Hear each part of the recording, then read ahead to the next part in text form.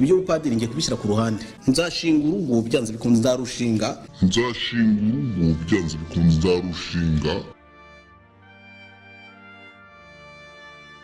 Umubare w'abapadiri bo mu Rwanda bari kuva mu gipadiri bagahitamo kujya kurongora abagore ukomeje kwiyongera bikabije.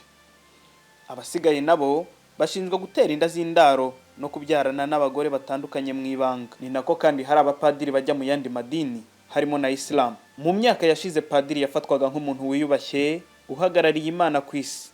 Yatangwagaho urugero rw'umuntu w'imfura n'inyangamugayo. Ariko ko iminsi yagiye isimburana ibintu byarahindutse, padiri afata isura y'umunyamakosa udahanwa cyangwa umuhemu w'umunyembaraga.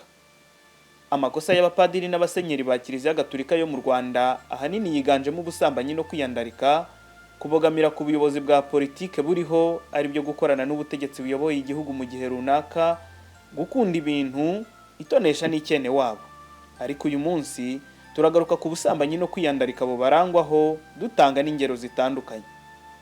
Mu mwaka wa 2009 Padiri Habyarimana André wakoreraga Diocese ya Kabgayi yafashe icyemezo cyo kuva mu gipadiri ashaka umugore. Ubu mu mwaka wa 2020 afite abana 5. Mu buhamya yahaye Ukwezi TV yavuze ko mu gihe yari akiri padiri yari afite abana 2 ku bagore batandukanye. Abakristo ba Paruwasi Padiri Habyarimana yakoreragamo ngo bari babizi, na Musenyeri we Smaragde Mbonyintege abizi ariko ntagire icyo abikoraho. Uretse kuva mu gipadiri, Habyarimana n'ubu ntarasezerana n'umugore we mu mategeko ngo aracyabitekerezaho. Naho mu mwaka wa 2012 wari padiri mukuru wa Paruwasi ya Ruhina Karangwa Hildebrand yafatowe aryamanye n'umukobwa witwa Uwamurera Odette. Amafoto yabo asakara kuri internet. Uyu mupadiri yavuze ko yari yatekewe imitwe n'umuhungu witwa Ndayishimiye Donatien wakoraga kuri radio Isango Star, akaba yarafitanye umwana na Uwamurera kugira ngo bamwaka amafaranga. Ibi byanashimangiwe na Musenyeri wa Diocese ya Kabgayi Smaragde Mbonyintege. Gusa yaba Padiri Karangwa na Musenyeri Mbonyintege nta usobanura ukuntu uyu mupadiri yamenyanye n'uwo mukobwa Uwamurera, ndetse n'ukuntu Padiri Karangwa yavuye Ruhina muri paruwasi ye akisanga mu icumbi cyangwa ghetto y'uyu mukobwa.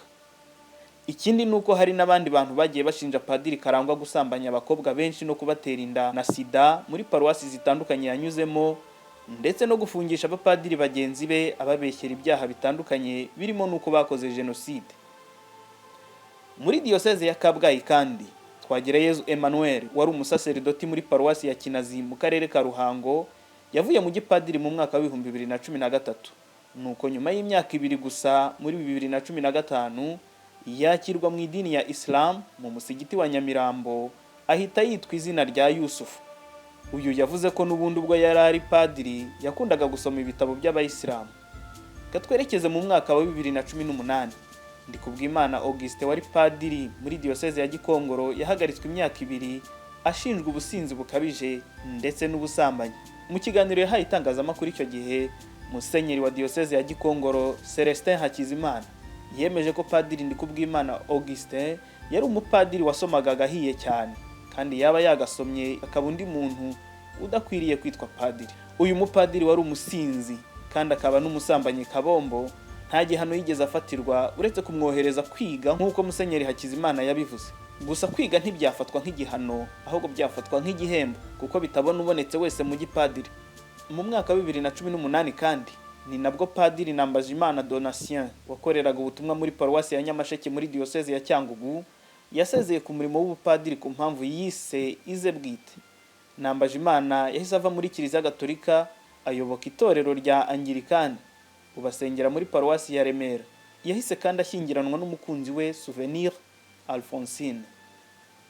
Mu mwaka ushize wa 2019 Padiri Serinda César wahoze muri Diocese ya Butare muri paruwasi ya Kiruhura wari warahagaritswe mu gipadiri kubera kubyarana abana n'abagore batandukanye, yakoze ubukwe n'umugore bigaragara ko akuze.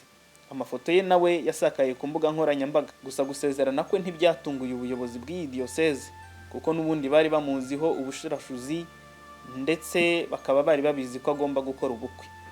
Naho ejo hashize kuwa 5 Gicurasi umwaka wa 2020 inkuru yabaye kimomo ko Padiri Rebero Jean Damascene wari umujyanama wa Musenyeri wa Diocese ya Butare Philippe Rukamba nawe yasezeye igipadiri. Uretse bava mu gipadiri ntitwakwibagirwa ko n'abagisigaye matari shyashya. benshi mu nzego zikomeye za Kiliziya Gatolika mu Rwanda bavugwaho kugira abana mu ibanga. Ni amakuru afatwa nk'ibihuha, ariko nanone umuntu atabura kuvuga ko afite imvano. Mu bavugwa harimo nk'igisonga cya Musenyeri wa Diyoseze ya Nyundo Nsengumuremyi Jean-Marie Vianney na Musenyeri wa Diyoseze ya Byumba Serviliyani Nzakamwita, ufite umwana ukuze wize mu iseminari ya Rwesero mu mwaka wa 2008, n'abandi benshi. Hari kandi n'abapadiri baba ku mugabane w'Uburayi babaswe n'ingeso z'ubusinzi n'ubusambanyi, ndetse basigaye basengera mu madini y'inzaduka bakurikiye y'inkumi nziza. Muri bo harimo abari mu Bubiligi no mu Budage tutavuga amazina yabo kuko byagira ingaruka ku kazi kabo. Aha twakongeraho n'abasore benshi bava mu iseminari nkuru zitandukanye za Kiliziya batararangiza amasomo ngo babe ba padiri.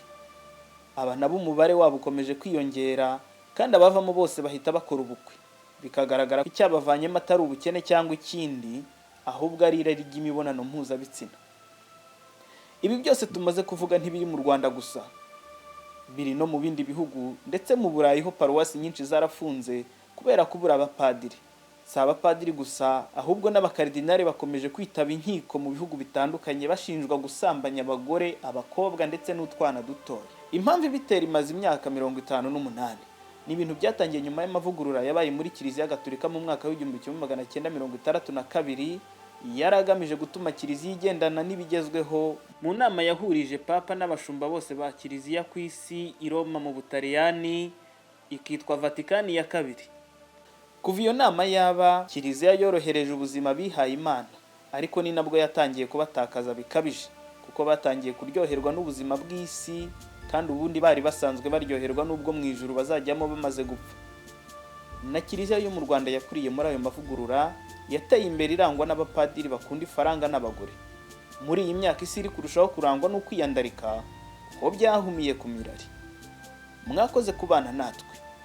Ushobora gukanda kuri buto itukura iri hasi aha, ugakora subscribe, ukazajya ubona amakuru, inyigisho n'andi masesengura ashingiye kuri Kiliziya Gatolika.